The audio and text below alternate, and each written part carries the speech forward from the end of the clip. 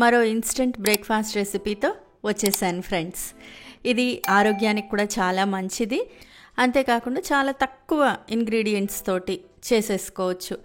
అది వీట్ దోశ లేదా గోధుమ పిండితో దోశలండి. హాయ్ ఫ్రెండ్స్, ఈజీ వెజ్ రెసిపీస్కి తిరిగి స్వాగతం. ఈ గోధుమ పిండి దోశలు లేదా వీట్ దోశ చేసుకోవడానికి కావాల్సిన పదార్థాలు ఏంటో చూద్దామండి.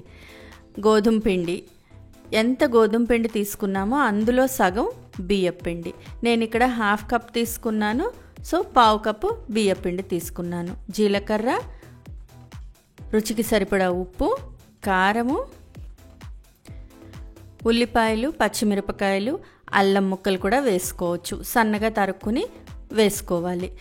ఒక పెద్ద మిక్సింగ్ బౌల్ తీసుకొని అందులో ముందర గోధుమ పిండి, దాని తర్వాత బియ్యం పిండి వేసేసి పొడి పదార్థాలన్నీ అంటే ఉప్పు, కారము, జీలకర్ర ఇవన్నీ వేసేసి కలిపేసుకోండి. ఉప్పు బాగా కరెక్ట్గా ఈక్వల్గా యూనిఫామ్గా కలుస్తుంది ఇలా కలుపుకుంటే. దీని తర్వాత పైనుంచి కొంచెం నీళ్లు పోసుకొని కలుపుకోవాలి. నీళ్లు ఒకేసారి కాకుండా కొద్ది కొద్దిగా పోసి కలుపుకోవాలండి. పెరుగు వేసి కూడా చేసుకోవచ్చు. కొంచెం పుల్ల పెరుగు ఉంటే అది కూడా చిలికి వేసుకొని కలుపుకోవచ్చు, అది కూడా బాగుంటుంది. ముందర ఒక 1/2 కప్పు నీళ్లు పోసి కలిపేసేయాలి. కలిపితే ఎక్కడ ఉండలేకుండా వచ్చేస్తుంది. మనకి ఎక్కడన్నా అది ఉండలాగా లంప్లా ఉండిపోతే మాత్రం దోశలు విరిగిపోతాయి, లేదా ఒక్కోసారి పెనం మీద పేలుతాయి కూడా. అందుకని అలా లేకుండా ముందర జాగ్రత్తగా నీళ్లు పోసి కలుపుకోవాలి. కొద్ది కొద్దిగా నీళ్లు వేసి కలిపిన తర్వాత పూర్తిగా ఇంకెక్కడ ఉండలేవు అనిపించాక పైన ఇంకొంచెం నీళ్లు పోసి లూజ్ చేసుకోవాలి. పూర్తిగా లూజ్గా మనకి గరిటె జారుగా ఉండేటట్టుగా లూజ్ చేసేసుకోవాలి. రవ్వ దోశకి ఎలా చేసుకుంటామో అలాగా ఇలా ఇంత లూజ్గా చేసుకోవాలి. నేను ఇలా ఈ గ్లాస్ యూజ్ చేసి దోశలు వేస్తానండి. ఇంత లూజ్ చేసుకున్న తర్వాత దీనిలో ఉల్లిపాయలు, పచ్చిమిరపకాయలు, అల్లం ముక్కలు, ఇక్కడ నేను అల్లం ముక్కలు చూపించట్లేదు కానీ 1/2 పోర్షన్ మాత్రం వేస్తానండి. కొన్ని పచ్చిమిరపకాయలు, కొన్ని ఉల్లిపాయలు వేస్తాను. వేసి కలిపేసుకోవాలి. ఇలా కలిపేసిన తర్వాత మళ్ళీ ఒకసారి బాగా కలుపుకోవాలి. ఉల్లిపాయలు, పచ్చిమిరపకాయలు వేసినందువల్ల కొంచెం లూజ్ అవుతుంది, బాగుంటుంది. స్టవ్ మీద దోశ వేసుకునే పెనం పెట్టి వేడెక్కించిన తర్వాత బాగా వేడెక్కాలి పెనం. నీళ్లు చిలకరిస్తే ఇలాగ చిటపట్లాడిపోవాలి. అలా వేడెక్కిన తర్వాత ఒకసారి ఉల్లిపాయ పెట్టి దాన్ని రబ్ చేసేయండి. అలా రబ్ చేయడం వల్ల దోశ విరిగిపోకుండా చక్కగా వచ్చేస్తుంది. ఇప్పుడు గ్లాస్ తోటి ఒక గ్లాసుడు దోశ పిండి తీసుకొని పెనం మీద ఇలా రౌండ్గా వేసేసేయడమే. దోశ పొయ్యడం, దీన్ని వేయడం అనం. వేసేసి దోశ కొంచెం కాలిన తర్వాత ఉల్లిపాయలు, జీలకర్ర, పచ్చిమిరపకాయ ముక్కలు, అల్లం ముక్కలు అన్నీ వేసేసుకొని పైన మళ్ళీ వేస్తే పంటి కిందికి వస్తూ ఉంటాయి ముక్కలు. టేస్ట్ చాలా బాగుంటుందండి. ఇలా ముక్కలన్నీ వేసేసి నూనె పోసేయాలి. నూనె వెయ్యాలి, పోయడం కాదు. కొంచెం నూనె, 1 స్పూన్ నూనె వేసేసి దోశని కాలనివ్వాలి.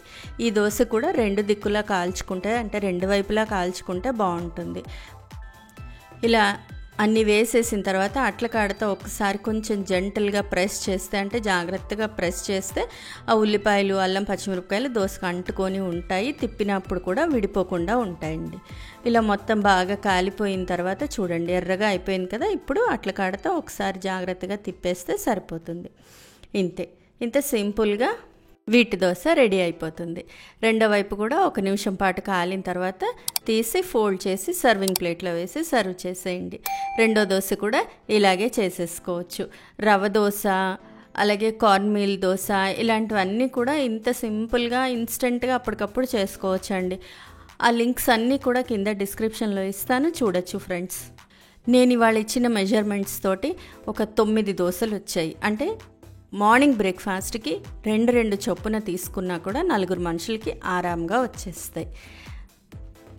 తినేవాళ్ళని బట్టి, అంటే నంబర్ ఆఫ్ పీపుల్ ఎంతమంది ఉన్నారో దాన్ని బట్టి దోశ పిండి కొంచెం ఎక్కువ చేసుకోవచ్చు లేదా తక్కువ చేసుకోవచ్చు. అప్పటికప్పుడు కలిపి చేసుకునేదే కాబట్టి మనం టెన్షన్ పడాల్సింది ఏమీ లేదండి. అమ్మో రెడీగా లేదే దోశ పిండి అనుకోక్కర్లేదు. ఎవరైనా వచ్చినప్పుడు టక్కుమని ఇలా కలిపేసి దోశలు వేసివ్వండి. వెరైటీగా బాగుంటుంది, మెచ్చుకుంటారు కూడా. ఈ దోశల్ని మీకు నచ్చిన స్పైసీ చట్నీతోటి సర్వ్ చేయొచ్చు. నేను ఇక్కడ ఉల్లిపాయ పచ్చడితోటి అలాగే బొంబాయి చట్నీతోటి సర్వ్ చేశాను. మీకు నచ్చితే ఆవకాయ కూడా వేసుకోవచ్చు, బాగుంటుంది. ఫ్రెండ్స్, ఈ రెసిపీ మీకు నచ్చినట్లయితే మీరు ట్రై చేయండి. మీ ఇంట్లో వాళ్ళకి టేస్ట్ చేసి చూపించండి. ఎలా వచ్చిందో నాకు కామెంట్ బాక్స్లో కామెంట్ చేయండి. ఫ్రెండ్స్, ఈ వీడియో మీకు నచ్చినట్లయితే ప్లీజ్ లైక్ చేయండి, షేర్ చేయండి. ఛానల్ సబ్స్క్రైబ్ చేసుకుని వాళ్ళు ఛానల్ సబ్స్క్రైబ్ చేసుకోండి. ఆ బెల్ ఐకాన్ క్లిక్ చేయడం మాత్రం మర్చిపోకండి. మరో మంచి రెసిపీతో మళ్ళీ మీ ముందుంటాను. అంతవరకు సెలవు మరి. బాయ్.